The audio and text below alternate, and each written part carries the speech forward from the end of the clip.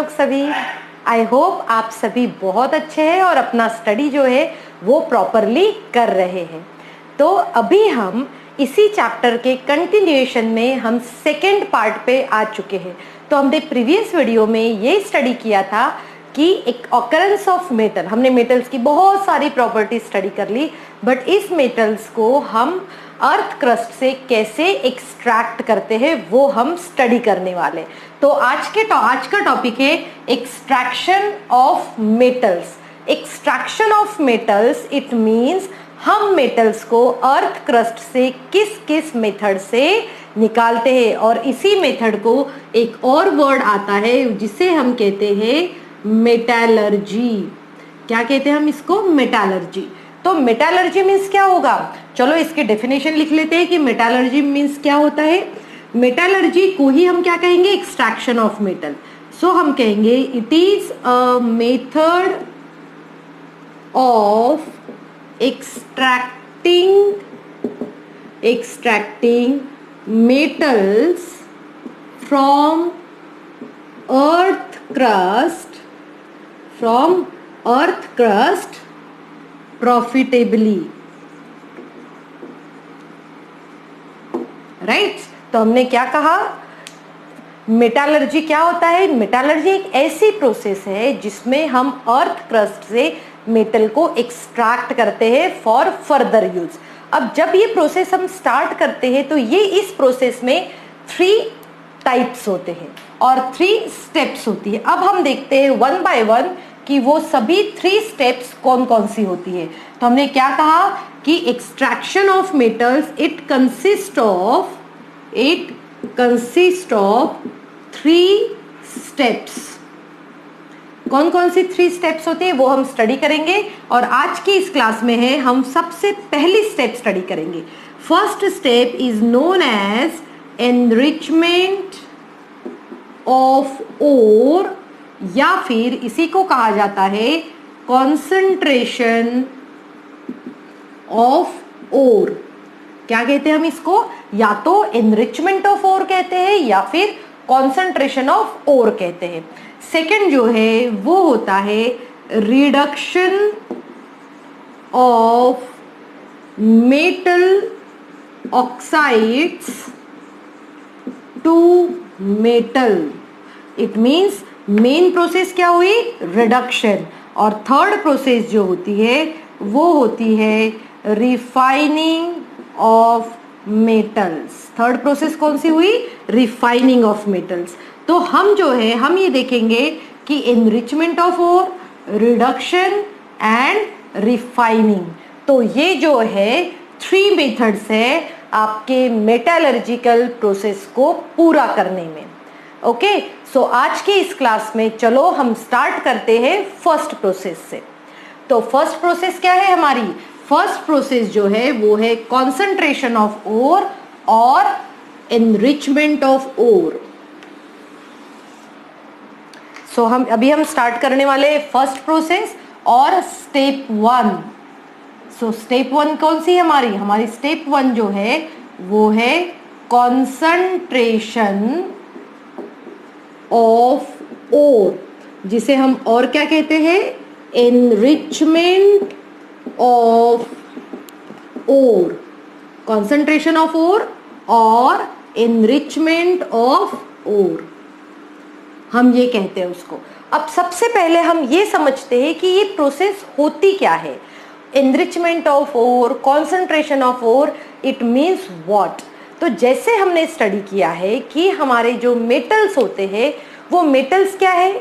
उनके different reactivity होने की वजह से वो मेटल्स जब हमें अर्थ क्रस्ट से मिलते हैं तो वो कंबाइंड फॉर्म में होते हैं। हो सकता है वो ऑक्साइड्स के फॉर्म में हो, क्लोराइड्स के फॉर्म में हो, सल्फाइड्स के फॉर्म में हो, कार्बोनेट्स के फॉर्म में हो। तो उन सभी को हम क्या कहते हैं? ओर्स, क्योंकि हम प्रॉफिटेबली मेटल निकालने वाले हैं। अब हम क्या कहते हैं कि ये अर्थ क्रस्ट के अंदर रहते हैं, तो वहां पर बहुत सारी इम्प्यूरिटीज रहती है। इम्प्यूरिटीज मीन्स क्या? डस्ट या कचरा वचरा नहीं।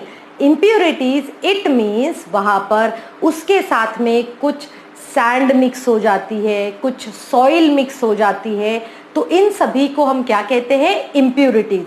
तो सभी ओर्स जो रहते हैं, इन सभी ओर्स में कुछ ना कुछ इम्प्यूरिटीज रहती ही रहती है। तो पहली प्रोसेस, जैसे हमने देखा है ना कि खाना बनाने से पहले हमें वेजिटेबल्स को वॉश करना बहुत जरूरी है। वॉश क्यों करते हैं? कि अगर उसके ऊपर कुछ इम्प्यूरिटीज हो तो वो निकल जाएगी। हम केमिस्ट्री में ये कहेंगे कि हम किसी भी मेटल के एक्सट्रैक्शन स्टार्ट करने से पहले फर्स्ट स्टेप क्या हुई हमारी? Concentration of ore. और कॉन्सेंट्रेशन ऑफ ओर मीन्स क्या होता है? इस प्रोसेस में हम क्या करते हैं? इन दिस प्रोसेस हम क्या कर रहे हैं इसमें? In this process, in this step हम कहेंगे, in this step we are removing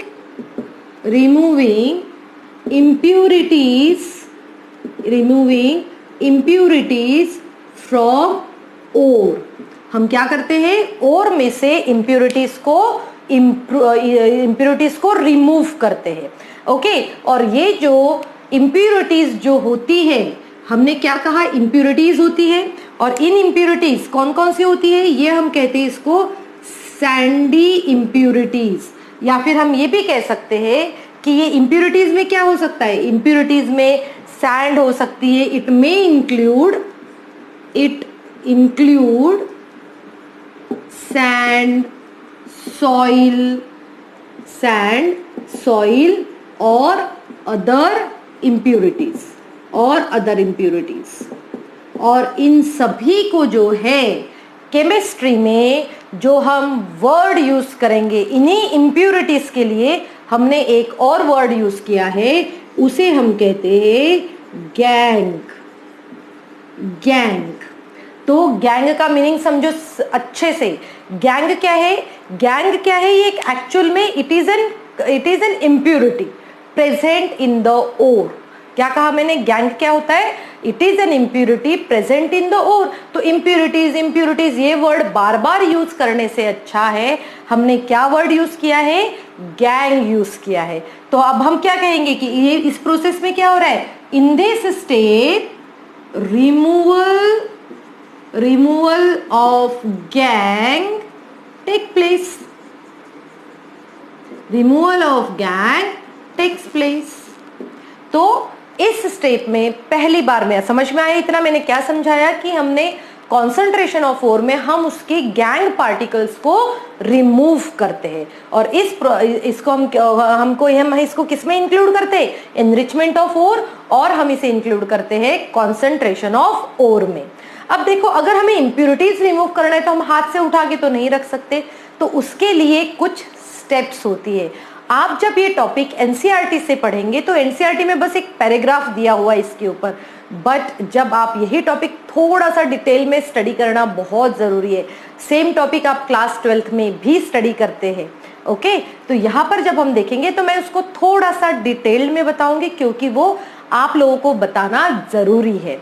तो अभी हम देखते हैं कि ये जो इम्प्यूरिटीज जो हम रिमूव करते हैं, गैंग पार्टिकल जो रिमूव करते हैं, इनकी कौन कौन सी मेथड्स होती है।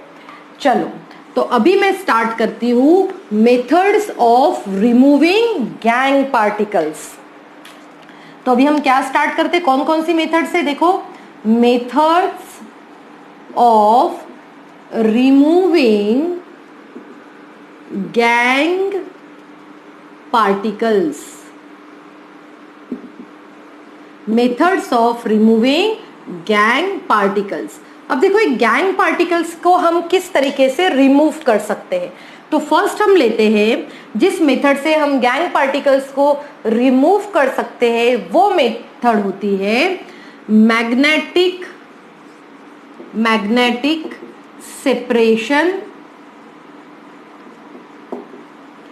सेकंड जो है हम कहते हैं हाइड्रोलिक वॉशिंग। थर्ड मेथड जो है हम कहते हैं फ्लोटेशन मेथड। और फोर्थ मेथड जो है वो है केमिकल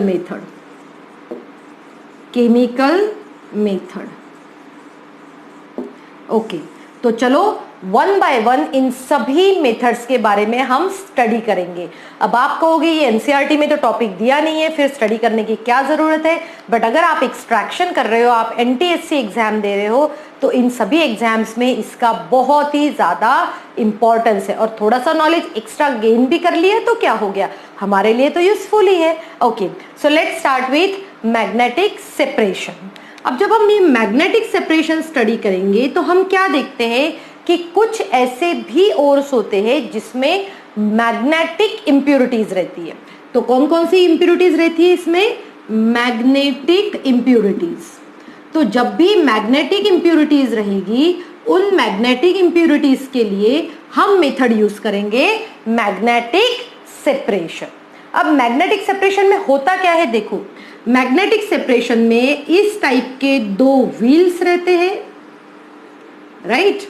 और इन दोनों व्हील्स में से ये व्हील जो है ये बना रहता है आपका मैग्नेट से।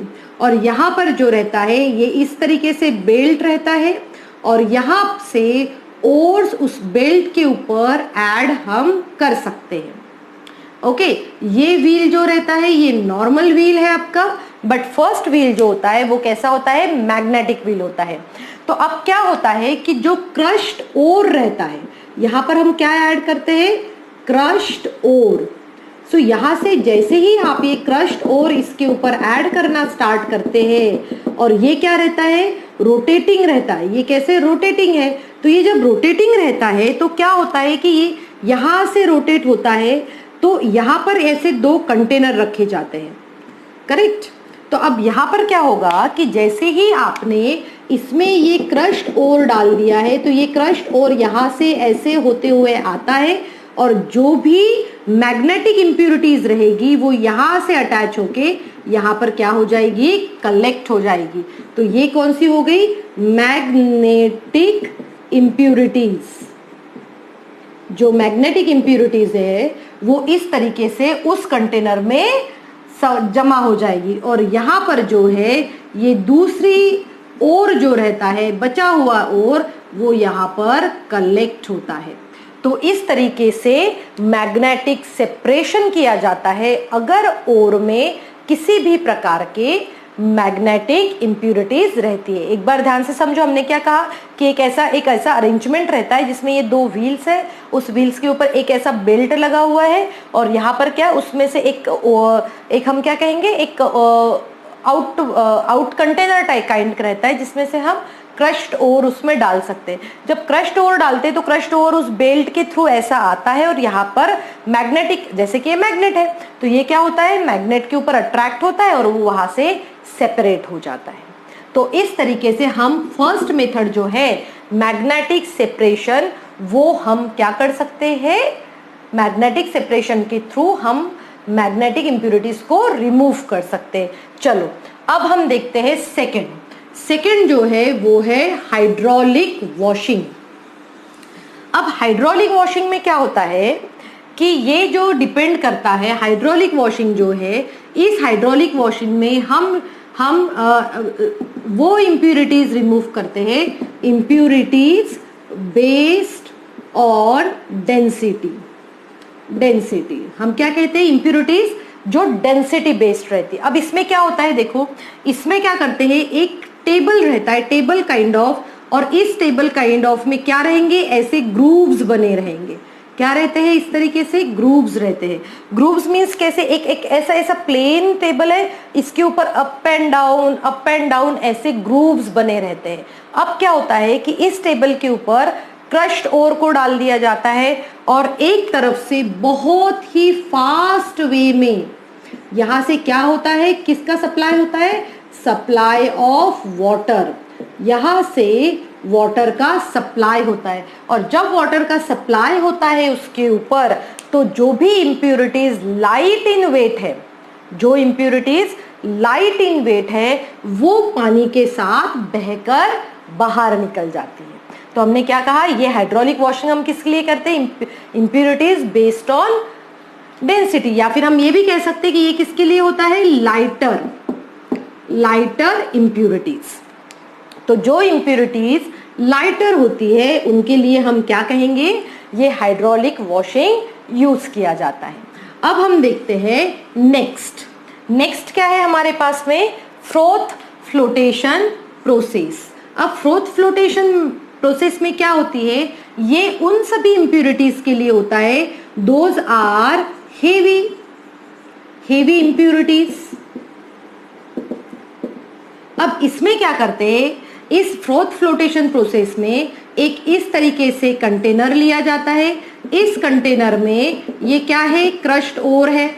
क्या है ये, क्रश्ड ओर। हम लिख लेते हैं यहाँ पर क्रश्ड ओर, और इस क्रश्ड ओर प्लस वाटर है, और साथ में ही इसमें क्या मिलाया जाता है, पाइन ऑयल। क्या क्या लिया हमने उस कंटेनर में, ध्यान से समझो। एक कंटेनर में एक क्रश्ड ओर है, साथ में ही वाटर है, और साथ में ही पाइन ऑयल डाल दिया है। अब क्या होता है, अब इसमें एक जो है इस तरीके से एक ऐसा हम कहेंगे एजिएटर। क्या होता है ये, एजिएटर को हम सिंपल लैंग्वेज में बोलेंगे रोटेटर। तो रोटेटर क्या है, वो एक्चुअली उसको ऐसा गोल गोल घुमाने के लिए यूज होता है।